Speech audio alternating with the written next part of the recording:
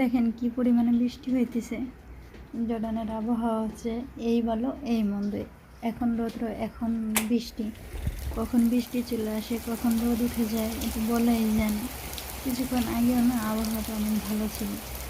তো সেম এইরকমই এত পরিমাণে বাতাস বয়। এখন দেখা যাচ্ছে যে বাতাস নেই, কিন্তু হঠাৎ আবার বাতাস চলে আসে, ধুলোতে বাড়িঘর অন্ধকার করে দেয়। তো ঠিক এইরকমই প্রচণ্ড পরিমাণে বৃষ্টি হইতেছে, আমার কাছে ভালোই লাগতেছে। তো দেখেন কি পরিমাণে বৃষ্টি হচ্ছে। আসসালামু আলাইকুম আমার আপুরা এবং ভাইয়ার, আপনারা সবাই কেমন আছেন? তো আলহামদুলিল্লাহ, আল্লাহর অশেষ রহমতে আমিও ভালো আছি। তো চলে আসলাম নতুন আরেকটা ব্লগ ভিডিও নিয়ে। আর আজকের এই ভিডিওটা হচ্ছে যে আমি এই জর্ডানিদের বাসায় কিভাবে কাজ করি, তো সেটাই আজকে আপনাদেরকে দেখাবো।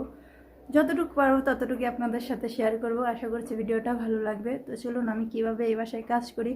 আর আজকে হচ্ছে যে এই সোফার ঘরটা আমি পরিষ্কার করব, যতটুকু পারবো ততটুকু আপনাদের সাথে শেয়ার করব। আশা করছি আপনারা শুরু থেকে শেষ পর্যন্ত আমার এই ভিডিওটা দেখবেন, আপনাদের কাছেও ভালো লাগবে। তো চলুন আমি কিভাবে কাজ করি সেটাই আপনাদেরকে দেখাই। তো আপনারা দেখতেই পাইতেছেন যে আমি যে সোফাগুলো এখন ব্রাশ দিয়ে এটার ময়লাগুলো এখন পরিষ্কার করতেছি। এর আগের বার আমি মেশিনে এগুলো পরিষ্কার করছি, কারণ সব সময় যে ঈদের সময় পোলাপান আইছিল, বাসা ভরা মেহমান ছিল, তারা বিস্কিট খাইছে। বিস্কিটের গুঁড়াগুলো সোফার কিনার দিয়ে আপনার ভিতরে প্রবেশ করছে আর কি, কারণ বিস্কিটের গুঁড়া জোড়া হয়ে যায়। তো এই জন্য আর কি এগুলো উঠাইয়া তারপরে ব্রাশ করা লাগে। তো আমি সব সময় এভাবেই কাজ করি। যখন দেখি যে বেশি ময়লা হয়ে গেছে তখন মেশিন দিয়ে আমি পরিষ্কার করি সোফাগুলো।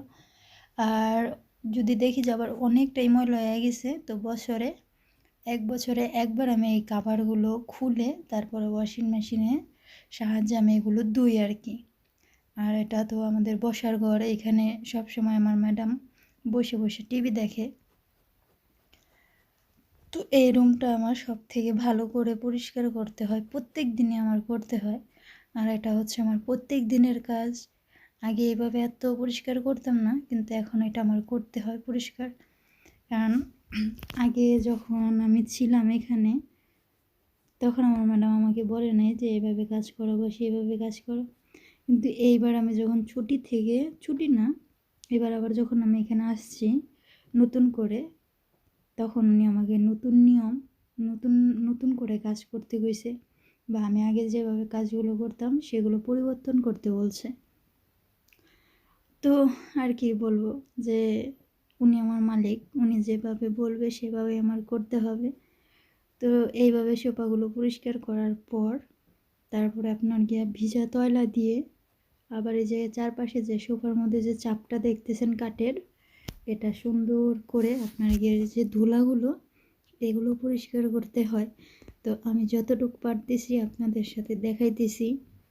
তো আমার আপুরা এবং ভাইয়েরা, আপনাদের কাছে যদি ভালো লাগে আমার এই ভিডিওটা, তাহলে আপনাদের এই ছোটো বোনটাকে অবশ্যই সাপোর্ট করবেন। কারণ দূর প্রবাসে আমার আপন বলতে কেউই নেই। আর আমার কষ্টগুলো কার কাছে বলবো, শুধু আপনাদের সাথেই বলার জন্য ভিডিওর মাধ্যমে তুলে ধরছি। তো আশা করছি ভিডিওটা আপনাদের ভালো লাগতেছে। তো আপনারা দেখতেই পাইতেছেন যে আমার এই পাশের সোফাগুলো পরিষ্কার করা হয়েছে, আবার সুন্দর করে গুছিয়ে নিতেছি। তো ওই পাশের সোফাটা এখন পরিষ্কার করতেছি। আর আমার ম্যাডাম এখন বাসায় নেই, এই জন্য আর কি আমি আপনাদের জন্য ভিডিওটা করতেছি। কারণ উনি বাসায় থাকলে উনি আমাকে প্রশ্ন করবে যে আমি কি করতেছি, কারণ ওনার বাড়িতে উনি আমাকে পারমিশন দেননি গিয়ে ভিডিও বানানোর জন্য। আমি আগেও ভিডিও বানাতাম, উনি জানতো না, কিন্তু হ্যাঁ ওনাকে নিয়ে ভিডিও করতাম, উনি ভাবতো যে এমনিতেই আমি ব্লগ করতেছি আশেপাশের ভিডিও। তারপরে আমি ইনশাল্লাহ ওনার সাথে কথা বলবো, আর কিছুদিন পরেই ওনাকে বলবো সব কিছু খুলে, যে দেখো আমি কাজ করব, আমি এগুলো ছোট ছোট ধাপে ধাপে একটা ভিডিও করব, আমি আমার আপুদের ভাইয়াদেরকে দেখাবো যে আমি প্রবাসের বাড়িতে কীভাবে কাজ করি। তো উনি যদি রাজি হয় তাহলে ইনশাল্লাহ আপনাদেরকে ভালো ভালো কিছু দেখাইতে পারবো। তো দেখেন আমার এই পাশে সোফাগুলো পরিষ্কার করা শেষ হয়ে গেছে। এখন আছে যে সবসময় আমার ম্যাডাম এখানে বসে, ওই সোফাটাতেই বসে। তো আপনারা এখন দেখতে পাবেন যে ওই সোফাটার সাথে কি করা হয়েছে। তো দেখেন আমি এটা এখন সরাবো। এখনও শীতের দিন, তাই আমার ম্যাডাম কম্বল নিয়ে বসে এখনও। আর কম্বল নেওয়ার কারণ হচ্ছে যে হয়তো অনেকে বলবেন যে আপু এখনও কি জর্ডানে ঠান্ডা কিনা। হ্যাঁ, এখনও জর্ডানে অনেক ঠান্ডা। এখন অনেক মনে করেন যে ধুলা উঠতেছে, চারপাশে অনেক ধুলা, প্রচণ্ড পরিমাণে ধুলা। তো জানালা তো খোলাই যায় না। তো এই সোফাটাতে আমার ম্যাডাম সব সময় বসে থাকে, যার কারণে যে ফোমগুলো ডেবে গেছে। তো উনি এই জন্য নিচে একটা কম্বল দিয়ে যে মাঝখানের 2টা কোশনের ইটা উঁচু করে নিছে। তো এটাই আমি বলছিলাম। তো যাই হোক, আমার আপু এবং ভাইয়ারা, আপনারা দেখতেই পাইলেন যে আমি কীভাবে সোফাগুলো ময়লাগুলো পরিষ্কার করলাম। তো প্রতিদিন এভাবে ব্রাশ করে প্রত্যেক দিনেরটা প্রত্যেক দিন আমার করা লাগে। তো এই দূরপ্রবাসের বাড়িতে যদি এইভাবে কেউই কাজ করে, তো সৌদি আরবে কিন্তু এইভাবে কাজ করে না। বিশেষ করে জর্ডানেও কি এইভাবে কাজ করে না আমি যেভাবে করি। কারণ আমার ম্যাডাম পরিবর্তন হয়ে গেছে, অনেকটাই পরিবর্তন হয়ে গেছে, তাই আমাকে এতটা কঠোর পরিশ্রম করতে হইতেছে। তো দেখেন সুন্দর করে গুছিয়ে নিলাম, কি সুন্দর এখন দেখতে ভালোই লাগতেছে। তো আমার সোফাগুলো অলরেডি পরিষ্কার করা হয়ে গেছে। তো এখন আমি মেশিনে আপনার নিচের কার্পেটটা ক্যান্সি দিব, পরিষ্কার করব। তো দেখেন আমার আপুরা এবং ভাইয়ারা, আমি এখন কার্পেটটা সুন্দর করে মেশিনের সাহায্যে পরিষ্কার করব। কারণ হচ্ছে যে কার্পেটটা যদি এখন পরিষ্কার না করি, আমি আপনাদেরকে দেখাইতে পারি নাই যে কার্পেটটা কী পরিমাণ ময়লা হয়ে আছে। তো ঈদের দিন, তারপরে ঈদের দিন থেকে ধরে 1 সপ্তাহ ওনার মেয়ে আর ওনার মেয়ের 2 সন্তান ছিল, এখানে নাতিপুতি 2 জন ছিল। ওরা 2 ভাই বোন এত পরিমাণে ময়লা করছে, আবার সাথে একটা বিড়ালও ছিল। তো কার্পেটটার খুব বাজে অবস্থা হয়ে গেছে। তারপর আমার ম্যাডাম বলছে যে সোফাগুলো সরাইয়া আপনার এই পাশ ওই পাশ সবগুলো পরিষ্কার করতে হইব। তো কি করব, কেন আমি তো কর্মজীবী মানুষ, আমি একজন দুঃখিনী প্রবাসী। আমার ম্যাডাম আমাকে যেটা বলবে সেটাই আমার করতে হবে। তো এই জন্য উনি যেটা বলছে সেটাই আমি করতেছি। তো দেখেন আমার আপুরা এবং ভাইয়ারা, মেশিনের সাহায্যে আমি কীভাবে কার্পেটটা পরিষ্কার করতেছি। জানি না আমাদের বাংলাদেশে এরকম ভ্যাকুয়াম মেশিন আছে কি না, অবশ্যই হয়তো আছে। তো কার্পেটের জন্য সবচেয়ে ভালো এবং উত্তম হচ্ছে ভ্যাকুয়াম মেশিন। তো সমস্ত ময়লাই হচ্ছে এই মেশিনটার সাহায্যে পরিষ্কার করা যায়। তো যাই হোক আমার আপুরা এবং ভাইয়ারা, দেখেন আমি মেশিনের সাহায্যে কীভাবে পরিষ্কার করি, আপনারা দেখেন, আর বক বক করবো না।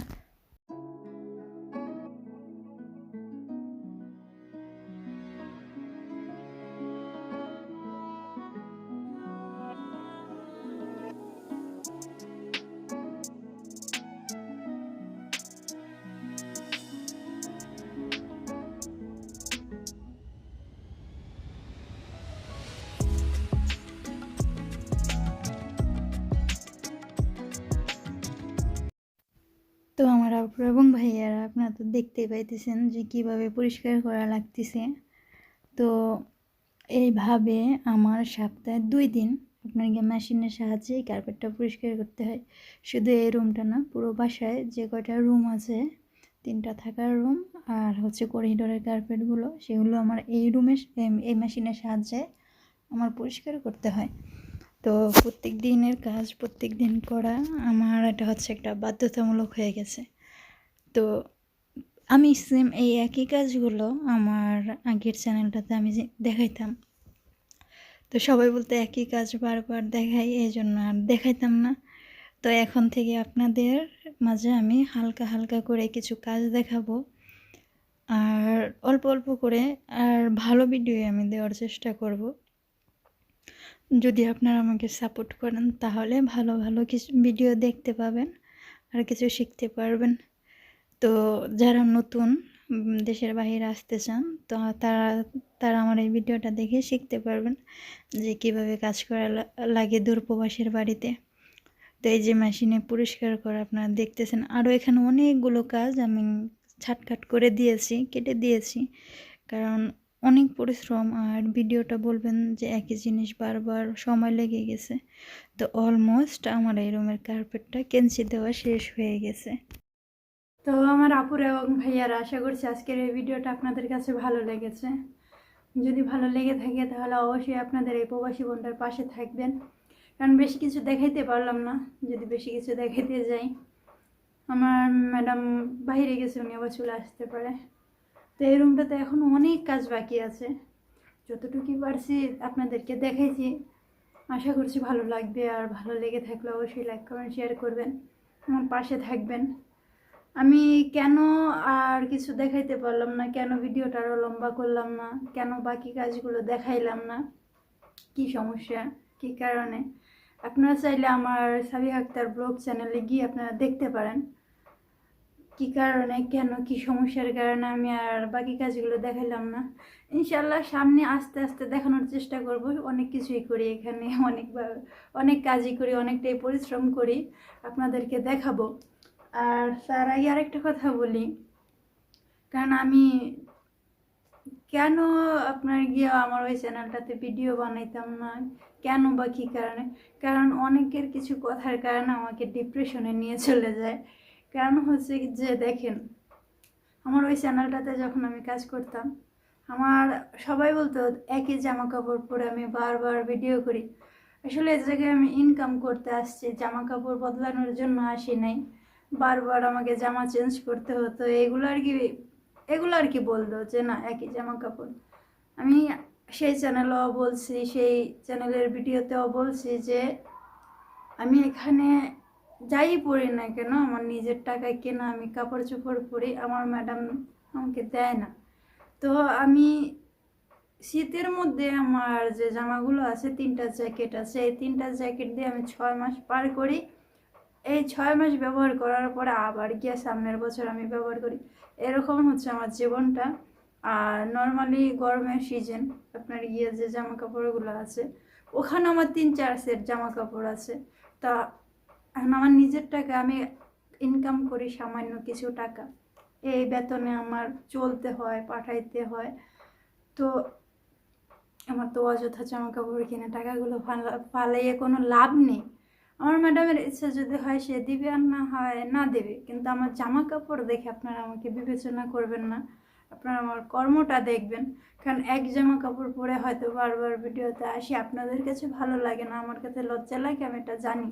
কিন্তু এটা যদি আপনারা আমাকে কমেন্ট সেকশনে এসে বলেন না, তখন আমি ডিমোনিটাইজ হয়ে যাই, কারণ আমার তখন আর ইচ্ছা করে না আপনাদেরকে ভিডিও দেই বা ভালো কিছু দেখাই।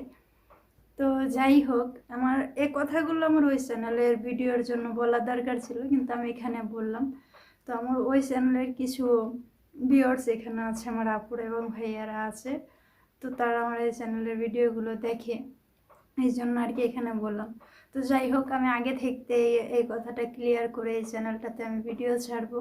আপনারা আবার 2 দিন পরে বললেন না যে একই জামা কাপড় পরে আমি বারবার ভিডিও করি, তাহলে দেখা যেতেছে আর ভিডিওই আমি করব না, একদম ইন টোটালি সব থেকে সরে যাবো আর কি, আর ভিডিও কখনো বানাবো না। এমনিতেই আমার চ্যানেলগুলো নষ্ট হয়ে গিয়েছে, তো চেষ্টা করছি আবার সেই নষ্ট চ্যানেলগুলোকে আবার দাঁড় করানোর। তো এই জন্য আর কি ভিডিও বানানো। তো যাই হোক, আর বেশি কথা বলবো না, আপনারা সবাই ভালো থাকেন, সুস্থ থাকেন। ইনশাল্লাহ আগামীতে ভালো ভালো ভিডিও দেখতে পাবেন এই চ্যানেলে। আপনারা যদি আমার পাশে থাকেন, আমাকে সাপোর্ট করেন, আপনারা আমাকে লাইক কমেন্ট শেয়ার করেন, আর আমার ভিডিওটা অন্যকে দেখার সুযোগ করে দেন। এই প্রবাসীর বাড়িতে আমি অনেক অনেক পরিশ্রম করি, যা বলার বাহিরে। তো কী বলবো, এতটা পরিশ্রম করি, আপনারা যদি দেখেন আমার ভিডিওগুলো তাহলে বুঝতে পারবেন যে হ্যাঁ, অন্য সব আপুদের চাইতে আমার পরিশ্রমটা একটু একটু বলতে কি অনেকটাই বেশি। তো যাই হোক, আজকের ভিডিওটা এখানেই। সবাই ভালো থাকেন, সুস্থ থাকেন, আল্লাহ হাফেজ।